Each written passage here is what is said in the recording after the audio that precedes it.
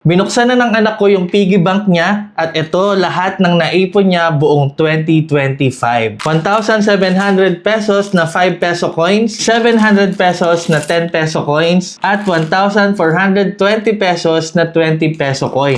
Lahat ng to ipapasok namin sa savings niya sa bangko kasama yung mga napamaskuhan niya nitong nakaraang Christmas. At syempre, dahil nagpalit na ng taon, magpapalit na rin kami ng bagong alkansya para sa 2026. At ito, napaka-unique ng alkansya na nakita ko dito sa TikTok. Yes, di ba? Alkansya yan. Ayan ang butas, oh. Talagang large capacity. Ayan, ang laki. At mapapansin nyo, gawa yan sa kahoy. At kung worry nyo naman na baka anayin to dahil gawa sa kahoy, hindi po, kasi labas at hanggang loob nito laminated. Kaya siguradong hindi aanayin. At meron na rin yang silica gel sa loob.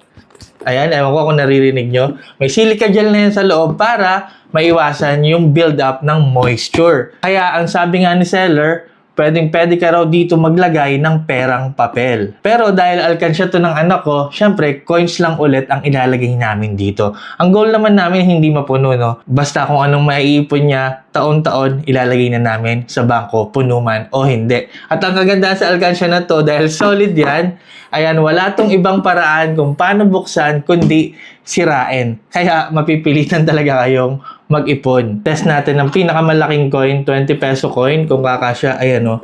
Diba? Kasyang kasya. Hulog na natin. Ayun.